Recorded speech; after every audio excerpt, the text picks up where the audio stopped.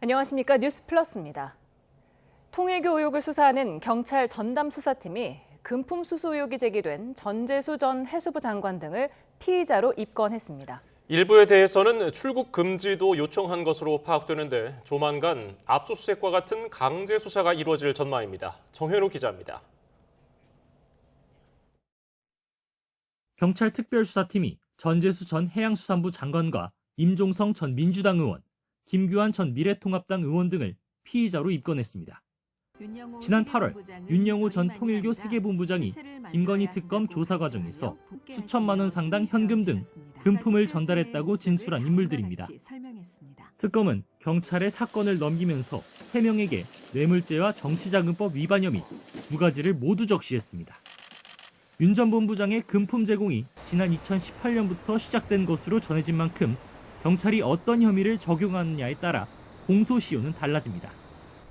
정치자금법 위반 혐의가 적용된다면 공소시효는 7년으로 촉박하거나 이미 지났을 수 있지만 뇌물죄는 공소시효가 최대 15년으로 수사기간에 보다 여유가 생깁니다.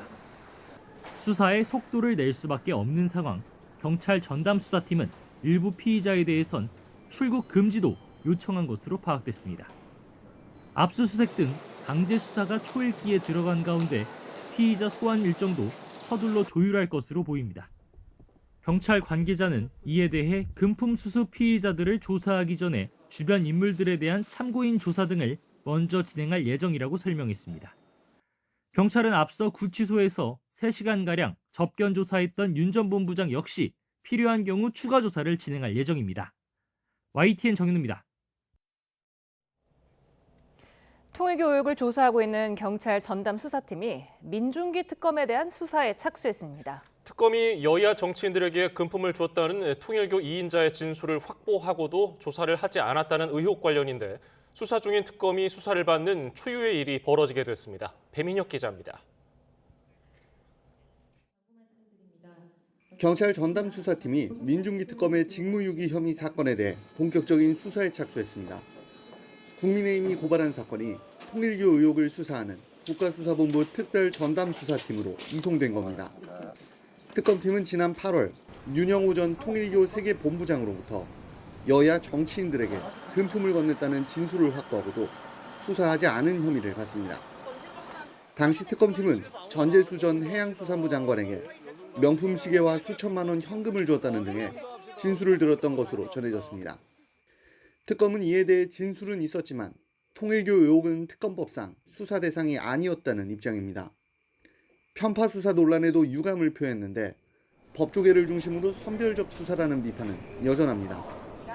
우호적인 기사를 대가로 돈을 건넨 조영탁 IMS 모빌리티 대표 사건이나 양평고속도로 의혹 관련 국토부 서기관의 뇌물수수 사건도 윤 전 대통령 부부와 직접 관련은 없었기 때문입니다. 특히 공소시효가 얼마 남지도 않을 수 있는 사건을 관련 진술 넉 달 만에 경찰에 넘긴 건 역시 문제라는 지적이 나옵니다. 특검은 자기가 굳이 수사할 필요는 없고 인지를 했으면 넘기기만 하면 되는 건데 그거를 그냥 단지 묻어주려고 했다면 그거는 이제 직무유기가 될 수도 있고. 특검이 수사 종료 시점에 한꺼번에 사건을 넘기는 게 원칙이라며 재차 반박하고 나선 가운데 경찰 수사 과정에서 의혹의 실체가 드러날 수 있을지 주목됩니다. YTN 배민혁입니다. 여야를 막론하고 정치권에 접촉을 시도했다고 폭로한 윤영호 전 통일교 본부장에 대한 증인신문이 권성동 의원 재판에서 진행됐습니다. 추가 폭로는 없었는데 윤 전 본부장은 실간에 회자되는 의혹은 자신이 진술하지 않은 부분이라고 말했습니다. 취재기자를 연결합니다. 우중훈 기자. 네, 서울중앙지법입니다. 네, 윤 전 본부장 증인신문 끝났습니까? 네, 그렇습니다. 권성동 의원 재판에 윤 전 본부장이 증인으로 출석했고 증인신문은 종료됐습니다. 통일교 2인자였던 윤 전 본부장은 앞선 자신의 재판에서 여야를 막론하고 정치인들과 접촉했다고 주장해 오늘 신문이 주목받았었습니다. 오늘 증인신문에서 이와 관련해 구체적 인물이나 경위를 밝히진 않았습니다. 다만 지금 세간에 회자되는 부분과 관련해선 자신이 진술한 적 없다는 답변을 내놓기도 했습니다. 그러면서도 통일교 행사를 준비하며 본인이 국민의힘뿐 아니라 민주당까지 어프로치했다고 말한 녹취에 대해선 기본적으로 맞다고 답했습니다. 이어서는 윤 전 본부장 배우자이자 전 통일교 재정국장인 이모 씨에 대한 증인신문이 이루어졌는데요. 이 씨에 대한 신문이 끝나고 재판부가 다시 윤 전 본부장을 불러달라고 했지만 이미 구치소로 복귀해 추가 질의가 진행되지 못했습니다. 예, 윤 전 본부장의 정치권 접촉 경위도 자세히 짚어주시죠. 네, 재판에서 언급된 2022년 통일교 행사를 앞두고 정치권과 여러 차례 접촉했던 경위가 구체적으로 알려졌습니다. 윤 전 본부장은 당시 통일교 한 간부와 통화에서 자신이 여권, 즉 민주당에 접근할 수 있는 두 개의 라인이 있다며 노영민 전 대통령 비서실장과 수년에 걸쳐 관계를 맺어왔다고 주장한 거로 파악됐습니다. 특검이 작성한 수사보고서에는 윤 전 본부장이 노 전 실장 외에도 진보 쪽에서는 김현철 전 통일부 장관, 이종석 국정원장과 연을 만들었다는 내용도 들어 있었는데요. 이에 대해 노 전 실장은 통일교 인사와 만난 적도 통화한 적도 없다고 했고 김 전 장관 역시 어떤 청탁도 받은 적 없다는 등 의혹을 강하게 부인했습니다. 또 특검이 확보한 통일교 내부 메시지엔 윤 전 본부장이 보수는 권성동, 윤한홍 의원 등 이른바 윤핵관들과 연을 만들었다는 내부 메시지도 확보한 것으로 나타났습니다. 이를 토대로 특검은 한학자 총재 지시에 따라 윤 전 본부장이 진보, 보수와 연을 만들었다고 결론 내렸습니다. 지금까지 서울중앙지법에서 YTN 우종훈입니다. 통일교가 민주당 인사들에게 접촉했다는 의혹이 일파만파 커지자 보수 진영은 특검 카드를 꺼내들며 협공에 나섰습니다. 민주당은 물타기 정치 공세라고 방어하면서도 자칫 판이 커질까 자제하는 모습입니다. 김다현 기자입니다. 권성동 의원의 구속과 집단 입당 의혹 등에 맞물려 통일교 언급조차 꺼리던 국민의힘은 불똥이 민주당으로 옮겨붙자 대반격에 나섰습니다. 사퇴한 전재수 전 장관은 꼬리에 불과하고 실질적인 몸통은 따로 있을 수 있다며 통일교 게이트로 명명했는데 자금을 받았다면 예외 없이 조사하라고 촉구했습니다. 통일교 게이트에 연루된 측근 핵심 인사들도 수사에 적극 협조할 것을 공개적으로 지시하기 바랍니다. 나아가 통일교와 접촉한 적 있는 정동영 통일부 장관과 이종석 국정원장의 즉각 해임도 요구했습니다. 국민의힘은 또 개혁신당의 특검 도입 요구에 화답하면서 민주당이 추진하는 2차 종합특검에 이번 의혹까지 포함하자고 역제안했습니다. 국민이 요구한 것은 분명합니다.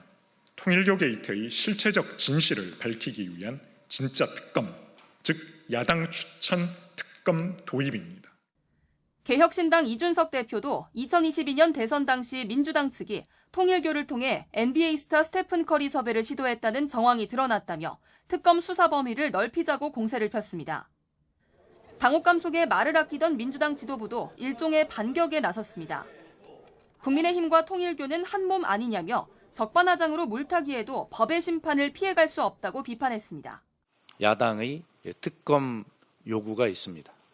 전형적인 특검 흔들기와 물타기에 불과한 정치 공세로 규정을 하고 일축합니다. 우후죽순 보도되는 의혹에 근거가 부족하다. 경찰 수사를 지켜보자며 당장 윤리감찰단을 가동하기는 어렵다고 거듭 선을 그었습니다. 다만 정청래 대표와 김병기 원내대표는 직접적인 언급은 자제하는 대신 내란 척결 프레임으로 맞섰습니다. 내란과의 전쟁은 지금도 현재 진행형입니다. 내란범들에 대해 끝까지 추적해서 내란의 티끌까지 법정에 세워야 합니다. 민주당은 자칫 판이 커질까 필요 최소한의 대응만 하는 모습입니다. 하지만 보수 진영 협공이 점점 거세지고 있어 통일교 의혹은 연말 정국을 빨아들이는 블랙홀로 자리 잡고 있습니다. YTN 김다현입니다.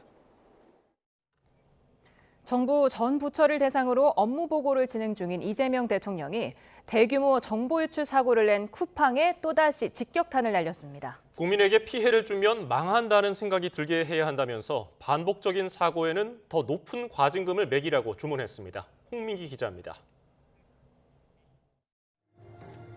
이틀째 생중계로 정부 업무 보고를 진행한 이재명 대통령. 개인정보보호위원회의 보고를 받고 개인정보 유출 사고에 대한 경제적 제재를 강조했습니다. 위반해도 본 태도를 보면 뭐 어쩔 건데 이런 느낌이 들어요. 너무 우리나라는 경제 제재가 너무 약해서 위반을 너무 쉽게 생각하는 것 같습니다. 업무보고 첫날 쿠팡을 겨냥해 형벌보다 경제적 제재를 가해야 한다고 지적한 데 이어 하루 만에 또 비판을 이어간 겁니다. 약한 제재 때문에 규정을 위반하지 않기 위한 노력도 보이지 않는 거라며 비판 수위를 더욱 높였습니다. 국민들한테 피해 주고 그러면 엄청난 경제제재를 다 나간다. 잘못하면 회사 망한다. 이 생각이 들게 만들어야 됩니다. 그러면서 과징금 부과 기준을 현재 최근 3년간 매출액의 평균에서 3년 중 최고 매출액으로 강화해야 한다고 강조했습니다. 개인정보보호위원회는 반복적이고 중대한 위반 사안에 대해선 매출 대비 과징금의 비율을 3%에서 10%로 늘리는 방안을 추진하고 있다고 보고했습니다. 중대, 반복 사고에 대해서는 최대 10%까지 징벌적 과징금을 부과하고 이 대통령은 피해자가 3,400만 명에 달하는 만큼 소송에 참여하지 않은 피해자들도 보상을 받을 수 있도록 집단소송제 도입 또한 당부했습니다. 이 대통령은 대통령실 내부 회의에서도 실효성 있는 제재 방안을 여러 차례 언급한 것으로 전해졌는데 버티기로 일관하고 있는 기업에 대한 비판 여론을 의식한 거라는 해석도 나옵니다. YTN 홍민기입니다. 경찰이 대규모 개인정보 유출 사태가 벌어진 쿠팡에 대해 나흘째 압수수색을 이어갔습니다. 서울경찰청 사이버수사과는 오늘 오전 9시 반쯤 수사관 11명을 보내 서울 송파구 쿠팡 사무실을 압수수색했습니다. 압수수색 영장에는 쿠팡 전직 직원인 중국인이 피의자로 적시된 것으로 파악됐습니다. 3천만 명 이상의 개인정보가 유출된 뒤에 쿠팡 이용자가 소폭 줄어든 것으로 나타났습니다. IG AWORKS 모바일 인덱스에 따르면 지난 9일 기준 쿠팡 일간 활성 이용자 수는 1,583만 6천여 명으로 추정 집계됐습니다. 유출 사태가 알려지기 전 일주일 동안의 하루 평균 이용자 수보다 11만 명가량 줄어든 규모입니다. 주말인 내일 중부지방을 중심으로 대설특보 수준의 많은 눈이 내릴 것으로 보입니다. 최대 15cm의 눈이 예보된 가운데 일부 지역에는 오후에 강한 눈이 집중될 수 있으니 주의하셔야겠습니다. 김민경 기자입니다. 첫눈이 내린 지 9일 만에 중부지방에 또 한 차례 많은 눈이 예보됐습니다. 북서쪽에서 내려오는 찬 공기와 남동쪽에서 올라오는 따뜻한 공기가 충돌하면서 강수구름대가 만들어지고 기온이 낮은 중부지방을 중심으로 눈이 내릴 전망입니다. 눈은 강원도에 최대 15cm 이상, 경기 북부와 남동부, 충북에 3에서 10cm, 서울에도 2에서 7cm가 내려 쌓일 걸로 보입니다. 기상청은 내일 오전에는 기온이 다소 높아 비로 내리는 곳이 많겠지만 오후 들어 기온이 떨어지면서 점차 눈으로 바뀔 걸로 내다봤습니다. 특히 늦은 오후부터 밤 사이에는 경기 북부와 남동부, 강원과 충북을 중심으로 시간당 1에서 3cm의 강한 눈이 집중될 가능성이 있습니다. 대설특보도 넓은 지역에 분포할 것으로 예상이 되고 있습니다. 미세한 기온 차이에 따라서 적설의 변동성이 매우 크게 나타날 수 있기 때문에 다만 지난 첫눈 때처럼 짧은 시간에 강하게 쏟아지기보다는 눈이 비교적 길게 이어질 가능성이 큽니다. 지난 4일 날은 짧고 매우 강한 눈이 30분에서 1시간 사이에 강하게 내리고 지나갔다면 이번에는 상대적으로 강수 지속 시간은 좀 길어질 수가 있겠습니다. 이번 눈 역시 수분을 많이 머금은 무거운 습설이 될 가능성이 큰 만큼 비닐하우스나 약한 구조물은 붕괴 피해 없도록 미리 점검해야 합니다. 눈비는 내일 밤에 대부분 그치겠지만 일요일 아침에는 찬 공기가 남하하며 예년보다 추워지겠고 서해안은 해상에서 만들어진 눈구름 영향으로 눈이 더 이어질 전망입니다. YTN 김민경입니다. 서울 지하철 1에서 8호선을 운영하는 서울교통공사 노사가 임단협 합의에 서명했습니다. 파업 선언에서 유보, 철회까지 긴박하게 돌아갔던 협상이 극적으로 타결되면서 출근길 대란을 피했습니다. 이형원 기자입니다. 서울 지하철 노사가 극적으로 협상을 타결했습니다. 하루 전부터 시작한 임금 단체 협약 협상은 의견 차이가 컸던 만큼 새벽까지 진통이 이어졌습니다. 핵심 쟁점은 인력 충원과 임금 인상이었습니다. 과반 넘는 노조원이 속한 1노조는 최소 1,000명 이상 채용을 요구했습니다. 임금 인상은 애초 5.2%에서 정부 예산 편성에 맞춘 3%로 양보했지만 유급 휴가와 첫차 운행 시간을 놓고 첨예하게 대립하면서 파업 선언까지 치달았습니다. 노조는 새벽 3시 반 협상 결렬과 첫차 파업을 선언하면서 압박에 나섰는데 사측의 물밑 설득으로 협상이 급물살을 타며 5시 40분 파업 유보, 6시 파업 철회에 이르렀습니다. 유급 휴가였던 것을 무급 휴가로 돌리는 휴가 계약안을 내놓다 보니까 갑작스럽게 막판에 교섭이 좀 쉽지가 않았습니다. 그래서 이렇게 좀 우여곡절이 컸는데 말씀하셨던 휴가 계약 문제는 사측에서 처리하는 것으로. 구체적으로 노사는 신규 채용 820여 명에 합의했고 임금 인상은 1.8%를 고집해온 사측이 한 발 물러서 최종적으로 3%로 타결했습니다. 그간의 노사 협상이 쉽지 않은 여건이었지만 파업으로 시민의 일상이 흔들려서는 안 된다는 각오로 협상에 임해서 좀 이와 같은 합의를 이끌어낼 수 있었다고 생각됩니다. 1노조에 이어 2노조와 3노조도 사측과 차례로 합의하면서 출근길 시민 불편 없이 서울 지하철 노조 임단협 협상이 마무리됐습니다. YTN 이영훈입니다. 지금 이 시각 국회에서는 무제한 토론, 필리버스터가 이어지고 있습니다. 네, 지금은 가산금리를 산정할 때 소비자에게 비용 전가를 금지하는 내용의 은행법 개정안을 두고 무제한 토론이 이어지고 있습니다. 취재기자를 연결합니다. 강민경 기자. 네, 국회에 나와 있습니다. 네, 오늘 형사소송법이 통과되고 이후에 은행법 개정안 필리버스터가 시작됐군요. 네, 하급심 판결문 공개를 확대하는 형사소송법 개정안의 필리버스터는 24시간을 꼬박 채우고 오후 3시 15분쯤에 끝났습니다. 필리버스터 시작 24시간이 지나면 투표로 강제 종료시킬 수 있다는 국회법에 따라 민주당 등 법여권이 무제한 토론을 중단시킨 겁니다. 법여권은 곧바로 형소법 개정안을 재석 160명 의원 전원 만장일치로 처리했는데 국민의힘 의원들은 불참했습니다. 지금은 은행이 가산금리를 산정할 때 소비자에게 비용 전가를 금지하는 내용의 은행법 개정안이 상정된 상태인데 국민의힘은 3시 30분쯤부터 다시 필리버스터를 시작했습니다. 쟁점 법안은 아니지만 사법개혁안을 저지하기 위한 극약 처방을 이어가는 겁니다.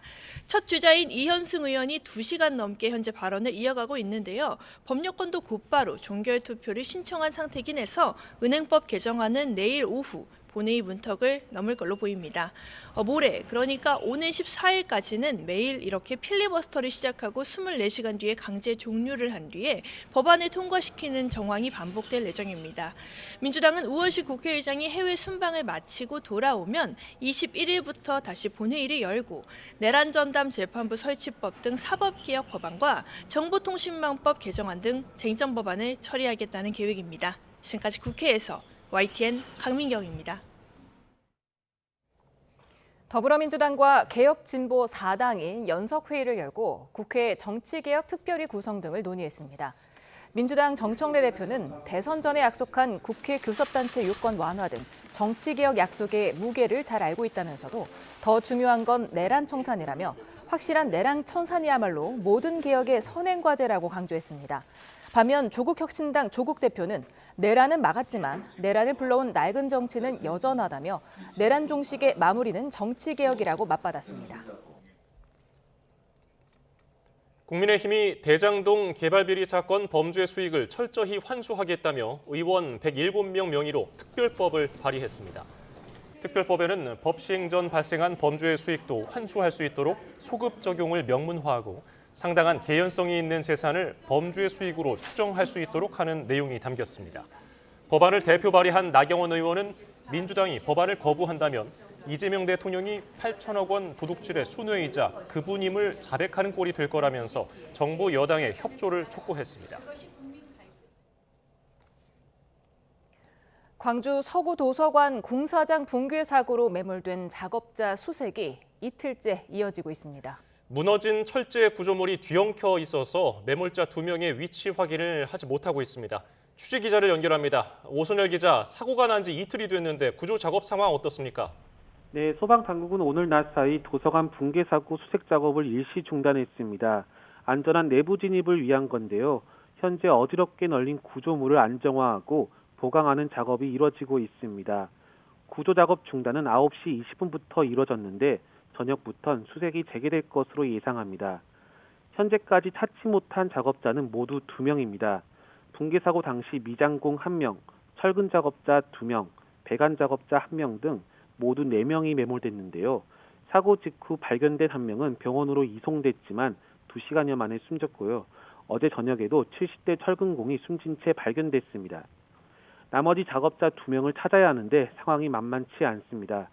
매몰자 위로 붕괴 잔해물이 쌓인 데다 콘크리트가 굳어가면서 구조에 어려움이 큽니다. 소방당국은 추가 붕괴를 막으려고 구조물에 크레인을 연결했는데요. 사고 현장 안전이 확보되면 곧바로 지하에 있을 것으로 추정하는 작업자 수색을 재개할 계획입니다. 사고 책임 규명을 위한 수사도 이뤄지고 있습니다. 철골 접합부가 뚝 끊어진 점으로 미뤄 전문가들은 접합 부실을 사고 원인으로 추정하고 있는데요. 광주경찰청은 36명 규모의 전담 수사팀을 구성했습니다. 우선 부검과 피해자 보호 등 지원 업무에 집중하되 안전조치 미흡 등 범죄 혐의점도 확인할 방침입니다.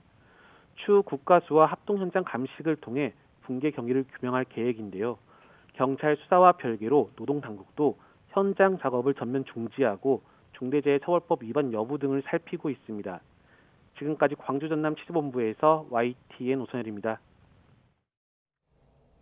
층간소음 문제로 윗집 이웃을 흉기로 살해한 양민준이 검찰에 넘겨졌습니다. 양민준은 유족에게 죄송하다면서도 층간소음은 아파트의 구조적인 문제라며 개선이 필요하다는 주장을 펴기도 했습니다. 김민성 기자입니다.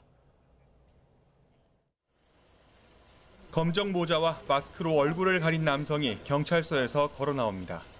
충남 천안시 아파트에서 층간소음을 이유로 위층 이웃을 살해한 47살 양민준입니다. 양민준은 대전지검 천안지청으로 송치되면서 혐의를 인정하느냐는 질문에 고개를 숙였습니다. 제가 죄를 지었으니 그 죄는 달게 받겠습니다. 정말 그 유가족분들에게 죄송합니다. 그러면서도 취재진에게 층간소음에 대한 자기 생각을 쏟아냈습니다. 층간소음이라는 거는 아파트 사시는 분들은 누구나 조금씩 공감하시는 부분이실 거예요. 이거는 국가적 차원에서도 좀 개선이 필요한 부분이고 좀 보완이 필요한 부분이라고 저는 좀 생각을 좀 하고 있습니다. 경찰 조사 결과 양민준은 윗집과 평소에도 소음 문제로 갈등했던 것으로 드러났습니다. 지난 10월에는 피해자 가족이 누군가 문을 두드린다고 신고했고 범행 직전인 지난달에는 양민준이 윗집이 시끄럽다며 경찰을 부른 기록도 확인됐습니다. 앞서 경찰은 범행의 잔인성과 피해 중대성을 고려해 양민준의 신상 정보를 공개했습니다. 양민준은 신상 공개 결정에 대해 별다른 이의를 제기하지 않았습니다. YTN 김민성입니다. 고환율 영향으로 지난달 수입 물가가 1년 7개월 만에 최대치로 올라 한두 달 시차를 두고 소비자 물가에도 영향을 미칠 것으로 보입니다. 이에 따라 미국이 기준금리를 인하했음에도 우리는 다음 달에도 기준금리를 내리지 못할 가능성이 커 보입니다. 류환홍 기자입니다. 지난달 원달러 환율이 7개월 만에 1,470원대로 올라서면서 수입 물가를 급격히 밀어올린 것으로 나타났습니다. 한국은행에 따르면 11월 수입 물가 지수는 141.82로 한 달 전인 10월보다 2.6%나 올랐는데 이는 1년 7개월 만에 최대 상승폭이었습니다. 수입 물가는 7월부터 오르기 시작해 5달 연속 상승세인데 고환율 영향으로 10월과 11월 들어서 상승폭이 더 가팔라졌습니다. 한은은 지난달 월평균 환율이 한 달 전보다 2.4% 오른 게 주된 원인이었고 이달도 현재까지 0.8% 오른 상태라 상승세가 지속될 것으로 전망했습니다. 고환율 때문에 지난달 기준금리를 동결했던 한은으로선 다음 달 기준금리 결정도 더 신중해질 수밖에 없게 됐습니다.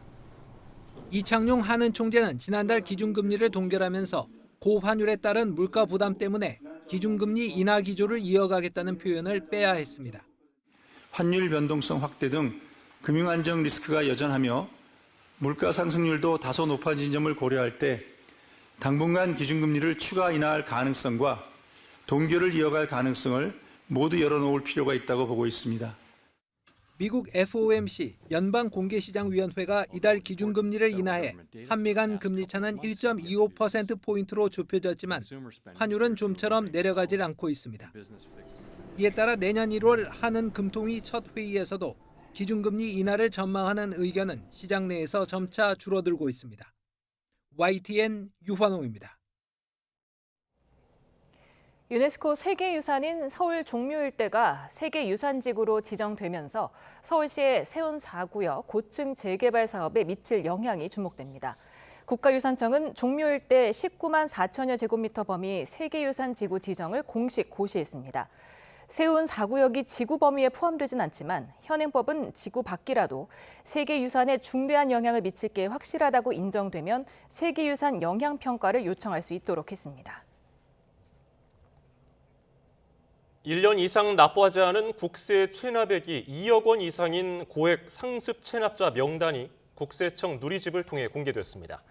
올해 신규 공개 대상자는 개인 6,848명, 법인 4,161개로 총 체납액은 7조 371억 원입니다. 개인 최고액 체납자는 선박 임대업을 운영하던 권혁 시도해운 회장으로 3,938억 원을 내지 않았고 김성태 전 쌍방울 회장도 165억 원을 내지 않아 이름을 올렸습니다. 미 트럼프 행정부가 인공지능 산업에서 중국의 우위를 점하기 위해 한국을 비롯한 우방국을 규합하고 나섰습니다. 미 국무부는 미국이 한국과 일본, 싱가포르, 네덜란드, 영국, 이스라엘, 아랍에미리트, 호주 8개국과 오는 12일 첫 팍스실리카 서밋을 개최한다고 밝혔습니다. 팍스실리카는 핵심 광물과 에너지, 첨단 제조, 반도체, AI 기반 시설과 물류를 아우르는 안전하고 혁신적인 실리콘 공급망을 구축하기 위한 미국 주도의 전략적 구상이라고 설명했습니다. 한미 간 북핵 억제 방안을 논의하는 핵협의그룹 회의가 이재명 정부 들어 처음으로 열렸습니다. 양국은 한반도 핵 억제 태세를 지속해서 강화하기로 뜻을 모았는데 북한을 직접 언급하지는 않았습니다. 나혜인 기자입니다. 북핵 위협에 대응하기 위한 한미 확장 억제 협의체 핵협의그룹 5차 회의가 미국 워싱턴 DC에서 열렸습니다. 지난 1월 4차 회의 이후 11개월 만이자 이재명 정부와 트럼프 2기 행정부 출범 이후 처음입니다. 양국은 핵협의그룹이 한반도의 잠재적 핵 유사시 상황에서 한미동맹의 의사결정 협력을 강화하는 지속적인 협의체란 점에 공감했습니다. 미국은 핵을 포함한 모든 군사력을 활용해 우리나라의 확장 억제를 제공한다는 공약을 재확인했습니다. 2023년 윤석열 전 대통령과 바이든 전 미국 대통령의 워싱턴 선언에 따라 출범한 핵협의그룹 활동을 계속 진전시켜 나가기로 합의한 겁니다. 한미는 미국의 핵 전력과 우리 재래식 전력을 통합 운용하는 공동연습을 포함해 핵 억제 태세를 강화하기 위한 세부 전략을 논의했습니다. 특히 우리 군은 한반도 재래식 방위를 주도해 나가겠다는 뜻을 처음으로 공동성명에 명시했습니다. 임기 내 전시작전권을 전환하려는 이재명 정부와 동맹의 역할 확대를 바라는 미국 측 의지가 맞아떨어진 것으로 해석됩니다. 대한민국이 한반도 안보에 있어 보다 주도적인 역할을 해 나갈 수 있도록 국방 역량을 지속적으로 강화해 나가겠다는 의지를 강조하고 다만 지난 회의 때처럼 유사시 북한 정권 종말을 언급하거나 미국 전략자산의 한반도 전개를 명시한 문구는 양국 공동성명에 담기지 않았습니다. 북한은 한미 핵협의그룹을 대북 적대 정책으로 규정하고 강하게 반발해왔는데 대화 재개를 염두에 두고 수위를 조절한 거로 보입니다. YTN 나인입니다. 제이비어 브런슨 주한 미군 사령관은 한미 간 전시작전권 전환은 이재명 정부 임기 내라는 목표 시점보다 조건 충족이 우선이라는 뜻을 거듭 강조했습니다. 브런슨 사령관은 한미동맹재단과 주한미군 전우회가 주최한 온라인 세미나에서 전작권 전환은 조건에 기초해서 추진하고 일정을 맞추기 위해 이를 간과할 수는 없다고 말했습니다. 또 과거에 설정한 조건이 지금도 유효한지 확인해야 한다며 목표를 못 이룰 수 있다는 점도 말할 수 있어야 한다고 지적했습니다. 유엔군 사령부가 비군사적 목적으로 비무장지대를 출입할 경우 우리 정부 권한으로 이를 승인할 수 있게 하자는 여권 일각의 입법 논의에 사실상 반대 입장을 밝혔습니다. 유엔사는 정전협정은 민간인과 군의 비무장지대 접근을 모두 관리하는 구속력 있는 틀이고 이를 유지하는 건 안전과 작전상 명확성, 70년 이상 지켜온 정전체제의 안정성을 보장하는 데 중요하다고 밝혔습니다. 현재 비무장지대 출입은 정전협정을 근거로 유엔사가 통제하는데 더불어민주당 한정혜 정책위 의장 등은 평화적 목적인 경우 통일부 장관이 승인할 수 있게 하는 법안을 발의했습니다. 축구대표팀 홍명보 감독이 월드컵 조별리그를 치를 멕시코 현지 답사를 마치고 귀국했습니다. 네, 조 추첨 결과는 기대 이상이지만 경기가 열리는 고산지대에 적응해야 하는 부분이 여전한 과제인데요. 현장 연결해서 목소리 들어보겠습니다. 예, 조추첨 끝나고 이제 멕시코로 이동을 해서 전체적인 거를 좀 둘러봤고요. 또 각 그룹마다 이 요구되는 준비 방식 이런 것들이 조금 다르기 때문에 저희는 저희들한테 필요한 요소들을 점검하고 왔습니다. 그리고 뭐 조추첨은 다 말씀하셨듯이 뭐 월드컵에서 저는 그 쉬운 조는 없다라고 생각이 들어요. 뭐 쉽게 보이는 조는 있겠지만은 뭐 다행히 저희가 이번에 이 포트로 들어갔기 때문에 그렇게 보일 수는 있지만은 뭐 저는 절대 쉬운 조라고 생각하지는 않고요. 얼마만큼 잘 준비를 하느냐가 월드컵에 선거가 실패를 할 수 있다고 저는 생각이 들어요. 그래서 남은 기간 동안 정말 철저하게 잘 준비하는 게 꼭 필요한 시점이라고 생각하고 있습니다. 후보지들 둘러보셨을 때 가장 중요하게 생각했던 기준이랑 좀 마음속에서 낙점한 곳이 있는지. 예, 뭐 일단은 뭐 기후적인 측면도 저희가 생각을 해야 되고요. 그리고 또 이제 고지대 이것도 생각이 중요한 거고, 그리고 또 이동 거리 역시 굉장히 중요합니다. 그리고 또 가장 중요한 거는 우리 선수들이 얼마만큼 뭐 이런 훈련이나 또 회복 이런 거를 잘 할 수 있는 숙소의 컨디션 그거 역시 굉장히 저희들이 중요한 요소로 생각하고 이제 결정을 할 것입니다. 조별리그 세 나라 물론 유럽은 플레이오프를 해야 되니까 멕시코 남하고 그리고 대만 하나하나 조금 어떤 느낌인지 어떻게 보시는지 소개를 해주실 수 있으실까요? 그 뭐 멕시코는 저희와 지난 9월에 경기를 했었고요.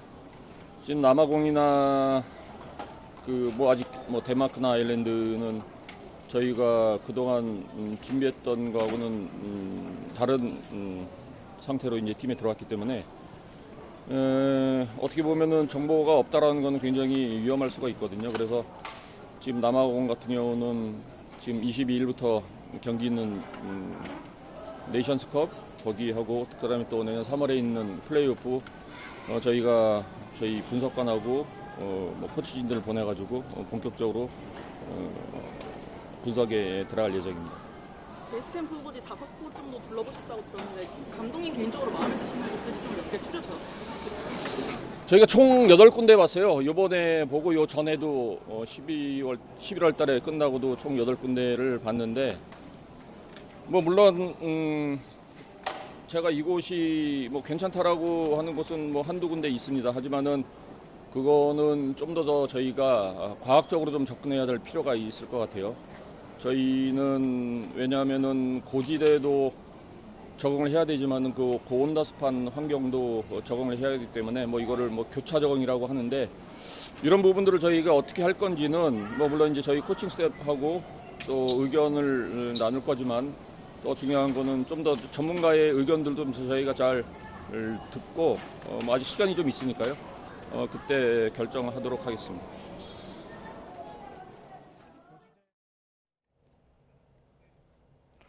지난 2022년 발생한 가상화폐 테라와 루나 폭락 사태 주범인 권도형 씨에게 미국 법원이 징역 15년을 선고했습니다. 유죄를 인정하는 대신 형량을 낮춰주는 플리바게닝에 따라서 검찰이 징역 12년을 구형했는데 법원은 너무 관대하다면서 형량을 높였습니다. 유투권 기자입니다.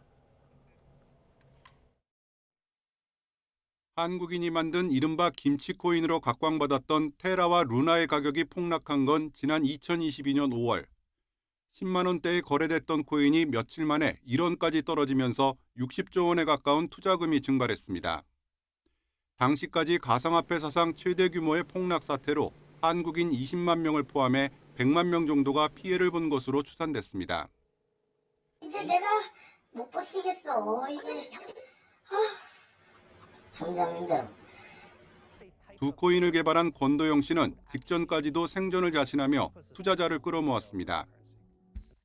95% are going to die. Yeah. But yeah, there's also entertainment in watching companies die too. 다른 관계자들은 국내에서 체포돼 기소됐지만 권 씨는 해외에서 도피 생활을 이어가다 재작년 3월 몬테네그로에서 체포됐습니다. 역시 권 씨를 수배한 미국과 한국이 서로 송환을 요구하다 결국 지난해 말 미국으로 신병이 인도됐습니다. 그리고 거의 1년에 걸쳐 재판을 진행한 끝에 1심 법원이 징역 15년을 선고했습니다. 애초 권 씨에게 적용된 9개 혐의가 모두 인정되면 최대 징역 130년까지 가능했지만 미국 검찰은 플리바게닝을 맺었습니다. 이에 따라 권 씨가 핵심적인 사기 혐의를 인정하는 대신 징역 12년을 구형하고 1,900만 달러 이상의 재산을 몰수했습니다. 하지만 재판부는 변호인단의 선처 요청은 물론 검찰의 구형도 지나치게 관대하다며 형량을 높였습니다. 그러면서 권 씨가 저지른 역대급 사기로 헤아릴 수 없는 인적 파괴가 초래됐다고 질타했습니다. 플리바게닝에 따라 권 씨는 최종 형량의 절반을 복역하면 이후 한국으로 추방될 수도 있는 상황입니다. 권 씨는 한국에서도 사기와 자본시장법 위반 등의 혐의로 입건돼 있습니다. YTN 유튜원입니다. 식당에서 흉기를 휘둘러 지인을 살해한 뒤에 달아나던 50대가 경찰에 붙잡혔습니다. 50대 남성 A씨는 어제 저녁 8시 10분쯤 원주시 명륜동에 있는 식당에서 50대 남성 B씨에게 흉기를 휘둘러 숨지게 한 혐의가 있습니다. 같은 동네에 살던 이들은 서로 사이가 좋지 않은 것으로 전해졌는데 A씨는 경찰 조사에서 무시를 당해 기분이 나빠서 범행했다고 진술했습니다. 박성재 전 법무부 장관이 김건희 씨의 청탁을 받고 법무부 검찰국을 통해 수사 상황을 구체적으로 챙긴 것으로 특검 수사 결과 드러났습니다. 박성재 전 장관 공소장을 보면 박 전 장관은 지난해 5월 김건희 씨로부터 수사 상황 파악을 요청하는 메시지를 받은 뒤 검찰국 형사기획과장에게 명품백 수수 의혹 사건 수사 진행 상황 보고를 지시했습니다. 이후 고발인 조사 일정 등이 담긴 보고를 받은 것으로 드러났습니다. 내란 특검이 12.3 비상계엄 선포 당일 윤석열 전 대통령이 박성재 전 법무부 장관에게 합동수사본부 검사 파견 등을 직접 지시한 것으로 파악했습니다. YTN이 확보한 박 전 장관 공소장에 따르면 특검은 윤 전 대통령이 출국 금지 조치, 수용 공간 확보, 합동수사본부 검사 등 인력 파견 지시사항이 담긴 문건 한 장을 건넸다고 판단했습니다. 이에 대해서 박 전 장관은 통상적인 업무를 했을 뿐이라며 혐의를 부인하고 있습니다.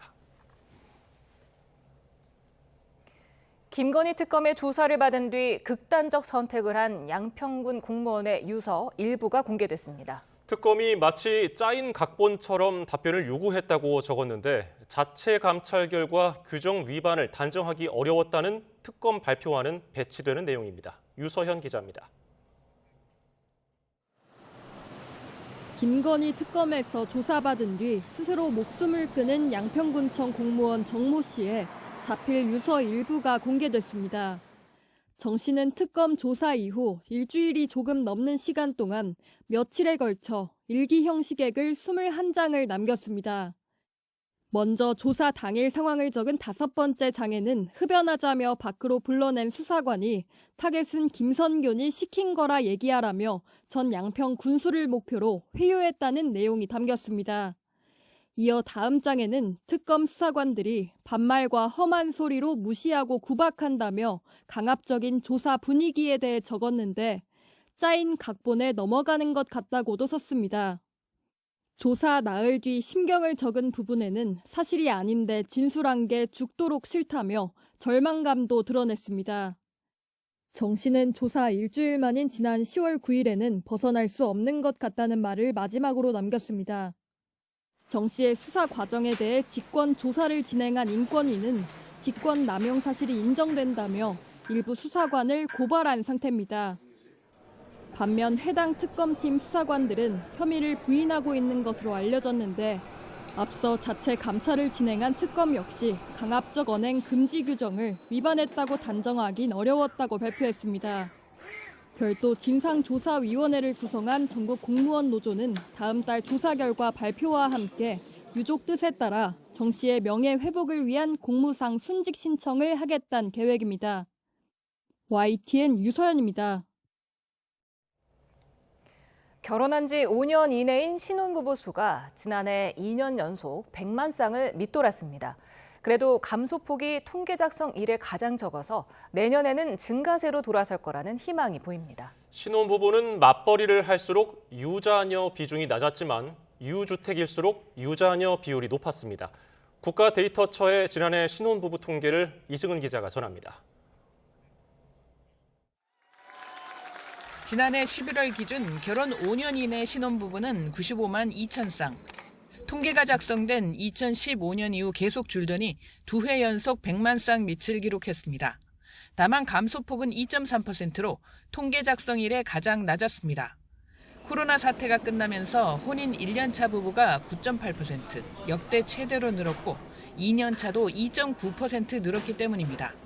국가데이터처는 최근 혼인 증가세를 감안하면 내년 발표에서는 신혼부부 증가로 반전될 가능성도 있다고 밝혔습니다.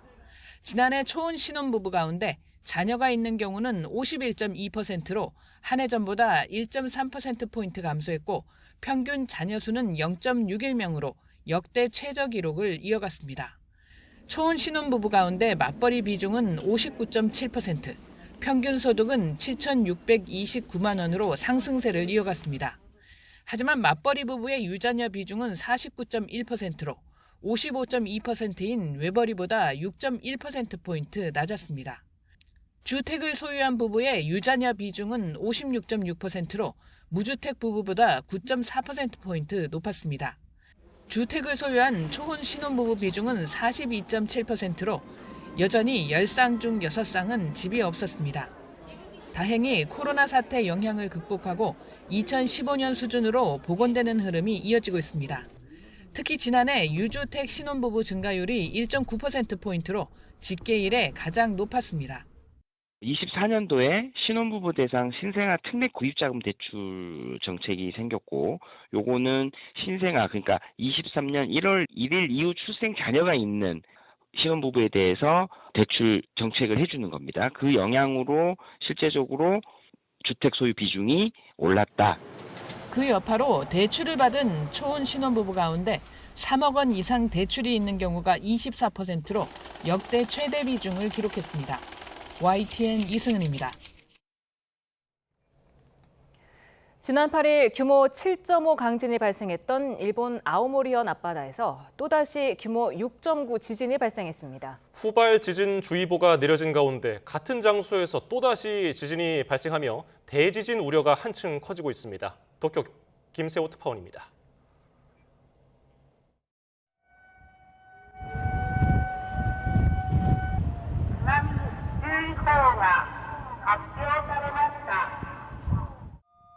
해안가의 경보음과 함께 신속한 대피를 촉구하는 안내 방송이 흘러나옵니다. 오전 11시 44분쯤 아오모리현 앞바다에서 규모 6.9의 지진이 발생했습니다. 지난 8일 밤 11시 15분 규모 7.5의 강진이 일어났던 곳과 거의 같은 장소입니다. 이번 지진으로 아오모리현, 이와테현, 미야기현, 아키타현, 홋카이도에서는 진도 4의 흔들림이 감지됐습니다. 또 한때 해안 지역을 중심으로 쓰나미 주의보가 발령돼 20cm 높이의 쓰나미가 관측되기도 했습니다. 홋카이도 산리쿠 앞바다 후발 지진 주의 정보가 이미 발효 중인 가운데 일어난 재해입니다. 대규모 지진 발생 가능성이 평소보다 커진 상황에서 이번에 발생한 지진은 우려를 더욱 키우고 있습니다. 12月8日の地震で揺れの強かった地域では、12月8日の地震発生から1週間程度、最大震度6強程度の地震に注意するとともに、さらに強い揺れをもたらす地震が発生する可能性もありますので、引き続き注意をお願いしたいというふうに思っております。 일본 해구 쿠릴 해구에서 거대 지진 발생 확률은 0.1%인데 규모 7에 해당하는 지진이 일어났을 경우 일주일 이내 규모 8 이상의 지진이 다시 일어날 확률은 1%, 10배에 이릅니다. 일본 기상청은 이번 지진이 거대 지진 발생으로 이어질지는 현 시점에서 알 수 없다면서 계속해서 지진 대비를 당부했습니다. 도쿄에서 YTN 김세호입니다. 해직된 전교조 교사들을 특별 채용하라고 지시한 혐의로 기소된 김석준 부산시 교육감에게 1심 법원이 징역형의 집행유예를 선고했습니다. 재판부는 채용 절차에 문제가 있다고 판단했는데 이번 판결이 확정되면 김 교육감은 교육감직을 잃게 됩니다. 차상은 기자입니다. 김석준 부산시 교육감이 법정에 들어섭니다. 지난 2018년 통일학교 사건으로 해직된 전교조 교사 4명을 특별 채용하도록 지시한 혐의로 기소된 김 교육감에게 1심 재판부는 유죄를 선고했습니다. 재판부는 채용 공고와 응시원서 접수 기간이 매우 촉박해 해직 교사가 아닌 사람이 지원하기 어려웠고 지원한 4명 모두 합격해 경쟁시험 채용으로 볼 수 없다고 판단했습니다. 그러면서 교원 임용권을 남용해 특별 채용 절차를 진행함으로써 실무자에게 의무가 없는 일을 하도록 했다며 징역 8개월에 집행유예 2년을 선고했습니다. 형사사건으로 금고 이상의 형이 확정되면 교육감직을 잃게 되는데 금고보다 무거운 처벌이 나온 겁니다. 결심 공판에서 특혜 채용이 아니라며 혐의를 부인한 김 교육감은 선고 직후에도 억울함을 호소하며 항소하겠다고 밝혔습니다. 항소심에서 이 점을 가지고 분명히 다시 억울함을 밝히도록 하겠습니다. 내년 지방선거 출마하실 계획이신가요? 아직 그까지는 생각 안 해봤습니다. 특별 채용된 교사들은 전교조 부산지부의 통일학교를 개설하고 김일성을 찬양하는 현대조선 역사를 강의했다가 국가보안법 위반죄로 징역형의 집행유예를 선고받아 지난 2009년 해임됐습니다. 비슷한 사건으로 재판에 넘겨졌던 조희연 전 서울시 교육감은 징역형의 집행유예를 선고한 판결이 지난해 대법원에서 확정됐습니다. YTN 최상입니다.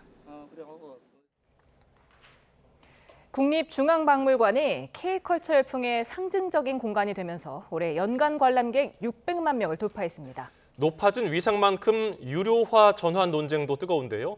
단순한 찬반 토론을 넘어서 관련 제도 정비부터 탄탄히 해둬야 한다는 지적이 나옵니다. 송재인 기자입니다.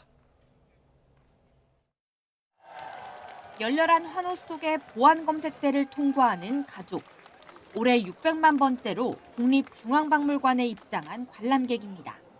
문화의 힘을 본다고 하면은 국립중앙박물관을 가야 되지 않나 생각이 됩니다. 다음에는 막내랑 또 같이 한번 오겠습니다. 600만 1번째의 주인공이 된 건 덴마크 출신 남성. 한국인 아내와 결혼한 뒤 처음 이곳을 찾았습니다. I come from Denmark and we only 6 million people in Denmark, so this is a lot to me. K컬처의 상징이 된 국립중앙박물관은 이로써 관람객 기준 세계 4위권 박물관으로 도약했습니다. 600만이 넘음으로 해가지고 메트로폴리탄 뮤지엄을 앞서게 됐습니다. 박수! 80년 박물관 역사상 첫 600만 기록을 쓰면서 높아진 위상에 걸맞게 이제는 입장료를 받자는 제안을 두고도 논의가 한층 깊어졌습니다. 유료화에 공감해온 유관장은 우선 내년 예약제부터 도입해 구체적인 관람객 정보를 파악하기로 했는데 최근 학계 토론회에서는 근본적인 체계 개편까지 아우르는 열띤 토론이 3시간 넘게 진행됐습니다. 입장료를 낼 때 관람객 스스로도 문화유산 보존에 이바지한다는 만족감이 커질 수 있다는 찬성 의견과 지금 같은 국중박 흥행 시대가 계속될지 보장하긴 어렵다는 신중론이 맞섰지만 우선적인 제도 정비가 유료화의 대전제라는 데는 큰 이견이 없던 겁니다. 추가로 입장료를 걷어도 국고로 환수돼 박물관이 직접 서비스 향상에 활용하기는 어려운 현행 체계부터 개선해야 한다고 목소리를 높였습니다. 여기에 국립중앙박물관과는 상황이 딴판인 지방 국립박물관들이 받을 영향도 함께 고민해야 한다는 지적이 나옵니다. YTN 송재입니다. 삼성전자의 2번 접는 스마트폰 갤럭시 Z 트라이폴드가 오늘 국내 판매를 시작한 지 5분 만에 모두 팔렸습니다. 시장 반응을 살피기 위해 소량 출시된 트라이폴드를 구매하려는 사람들로 삼성 강남 매장 앞에는 밤새 대기줄이 이어졌습니다. 삼성전자는 국내 출시를 시작으로 중국과 타이완, 싱가포르, 아랍에미리트, 미국 등 해외 시장으로 확대할 계획이지만 출시 일정은 아직 정해지지 않았습니다.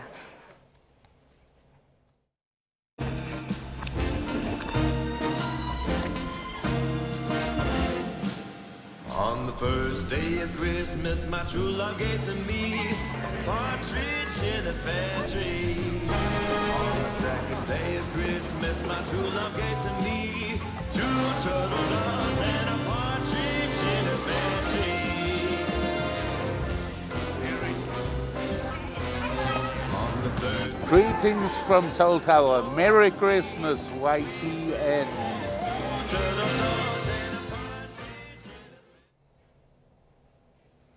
네, 크리스마스를 앞두고 핀란드 산타 마을의 공인 산타클로스가 한국을 찾았습니다. 오늘부터 사흘간 YTN 서울타워에서 시민들과 함께하는데요. 현장에 YTN 이슈 리포터가 나가 있습니다. 서지현 리포터. 네, YTN 서울타워에 나와 있습니다. 네, 뒤쪽으로 산타 할아버지가 보이는 것 같은데요. 현장 분위기 어떻습니까?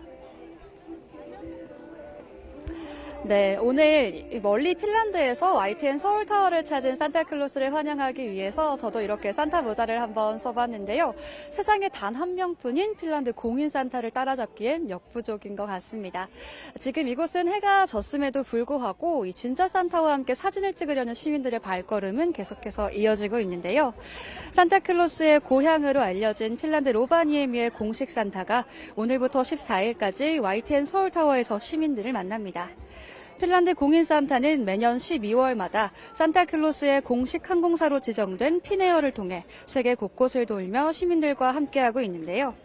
2014년 우리나라를 처음 찾았던 산타클로스가 올해는 YTN 서울타워에서 크리스마스의 기쁨을 나누고 있습니다. 반세기 동안 서울을 지켜온 YTN 서울타워는 서울 대표 관광 명소로 최근 인기 애니메이션 K-POP 데몬 헌터스에도 등장하며 세계적인 위상을 넓혀가고 있는데요. 그럼 YTN 서울타워를 찾은 시민들과 핀란드 공인 산타의 이야기를 들어보겠습니다. 엄청 신기해요. 반갑고 이따 가면서 우리 선물 달라고 하자. 선물로 그 헤드셋을 받고 싶은데 좀 비싸거든요. 그래가지고 좀 죄송한 마음이 들어요. Merry Christmas to you all. Greetings from Seoul Tower. Merry Christmas. 시민들은 YTN 서울타워 마당에 설치된 10m의 대형 트리와 바로 앞 산타부스에서 인증사진을 남기느라 분주한데요. 산타클로스는 시민 한 명 한 명과 따뜻한 인사를 나누며 크리스마스의 설렘과 동심을 채워주고 있습니다. 네, 이번 행사는 오늘과 내일은 저녁 8시까지, 또 내일 모레는 저녁 6시까지 이어지니까요. 진짜 산타클로스와 함께 크리스마스의 낭만 즐겨보셔도 좋을 것 같습니다. 지금까지 YTN 서울타워에서 YTN 서지연입니다.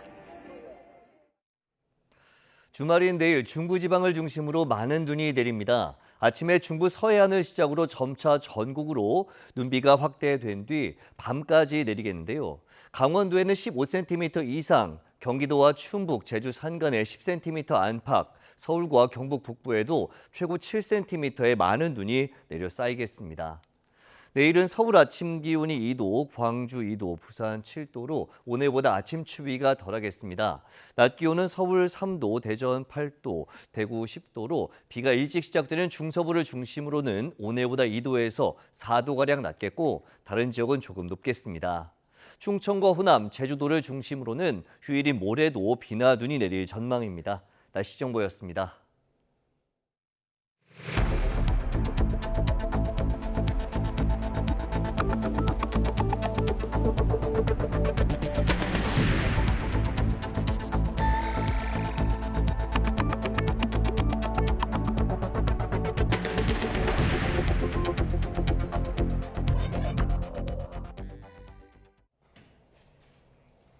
여야를 막론하고 정치권에 접촉을 시도했다고 폭로한 윤영호 전 통일교 본부장에 대한 증인 신문이 권성동 의원 재판에서 진행됐습니다. 추가 폭로는 없었는데 윤 전 본부장은 세간에 회자되는 의혹은 자신이 진술하지 않은 부분이라고 말했습니다. 취재기자를 연결합니다. 우종훈 기자, 윤 전 본부장 증인 신문 어떻게 진행됐습니까? 네, 권성동 의원 재판에 윤 전 본부장이 증인으로 출석했습니다. 통일교 2인자였던 윤 전 본부장은 앞선 자신의 재판에서 여야를 막론하고 정치인들과 접촉했다고 주장해 오늘 신문이 주목받았는데요. 오늘 증인신문에서 이와 관련해 구체적 인물이나 경위를 밝히진 않았습니다. 윤 전 본부장, 일단 통일교 행사를 준비하며 본인이 국민의힘뿐 아니라 민주당까지 어프로치, 그러니까 접근했다고 말한 녹취에 기본적으로 맞는다고 답했느냐는 권 의원 측 질문에 네라고 답했습니다. 다만 지금 세간에 회자되는 부분과 관련해서는 자신이 진술한 적 없다는 답변을 내놨습니다. 구체적으로 어떤 내용이 하지 않았던 진술인지는 명확히 밝히지 않았는데요. 여야 모두와 접촉했다는 언급이 자신이 특정 정치인들에게 금품을 건넸다는 의혹으로 번지는 걸 차단하려는 의도로 보인다는 해석도 나옵니다. 이어서는 윤 전 본부장 배우자이자 전 통일교 재정국장인 이모 씨에 대한 증인신문도 이루어졌는데요. 이 씨에 대한 신문이 끝나고 재판부가 다시 윤 전 본부장을 불러달라고 했지만 이미 구치소로 복귀해 추가 질의가 진행되지 못했습니다. 지금까지 사회부에서 전해드렸습니다. 통일교 의혹을 수사하는 경찰 전담 수사팀이 금품 수수 의혹이 제기된 전재수 전 해수부 장관 등을 피의자로 입건했습니다. 일부에 대해서는 출국 금지도 요청한 것으로 파악되는데 조만간 압수수색과 같은 강제 수사가 이루어질 전망입니다. 정현호 기자입니다. 경찰 특별수사팀이 전재수 전 해양수산부 장관과 임종성 전 민주당 의원, 김규환 전 미래통합당 의원 등을 피의자로 입건했습니다. 지난 8월 윤영호 전 통일교 세계본부장이 김건희 특검 조사 과정에서 수천만 원 상당 현금 등 금품을 전달했다고 진술한 인물들입니다. 특검은 경찰에 사건을 넘기면서 3명에게 뇌물죄와 정치자금법 위반 혐의 2가지를 모두 적시했습니다. 윤 전 본부장의 금품 제공이 지난 2018년부터 시작된 것으로 전해진 만큼 경찰이 어떤 혐의를 적용하느냐에 따라 공소시효는 달라집니다. 정치자금법 위반 혐의가 적용된다면 공소시효는 7년으로 촉박하거나 이미 지났을 수 있지만 뇌물죄는 공소시효가 최대 15년으로 수사기관에 보다 여유가 생깁니다. 수사에 속도를 낼 수밖에 없는 상황, 경찰 전담 수사팀은 일부 피의자에 대해선 출국 금지도 요청한 것으로 파악됐습니다. 압수수색 등 강제 수사가 초읽기에 들어간 가운데 피의자 소환 일정도 서둘러 조율할 것으로 보입니다. 경찰 관계자는 이에 대해 금품 수수 피의자들을 조사하기 전에 주변 인물들에 대한 참고인 조사 등을 먼저 진행할 예정이라고 설명했습니다. 경찰은 앞서 구치소에서 3시간가량 접견 조사했던 윤 전 본부장 역시 필요한 경우 추가 조사를 진행할 예정입니다. YTN 정현우입니다. 통일교 고위층이 여야 할 것 없이 정치권과 관계 형성을 시도하며 진보 쪽은 노영민 전 대통령 비서실장과 김현철 전 통일부 장관, 이종석 국정원장과 연을 형성했다고 인식한 것으로 파악됐습니다. YTN 취재를 종합하면 김건희 특검팀의 수사 보고서에는 정원주 전 통일교 총재 비서실장과 이신혜 전 재정국장이 이 같은 내용의 메시지를 주고받았다고 적혔습니다. 이에 대해 김현철 전 통일부 장관은 YTN에 통일교와의 인연은 공개된 행사에 참석한 게 전부이고 청탁이나 제안을 받은 바는 전혀 없었다는 취지로 반박했습니다. 통일교 의혹을 수사하는 경찰청 특별전담수사팀이 국민의힘 측에서 민중기 특별검사팀을 직무유기 혐의로 고발한 사건에 대해 수사에 착수했습니다. 전담수사팀 관계자는 오늘 고발장을 접수한 서울경찰청으로부터 사건이 이송돼서 고발장을 검토하고 있다고 밝혔습니다. 앞서 국민의힘은 어제 민특검팀이 지난 8월 윤영호 전 통일교 세계본부장으로부터 여야 정치인의 금품을 건넸다는 진술을 확보하고도 수사를 하지 않아 직무를 유기했다며 고발했습니다.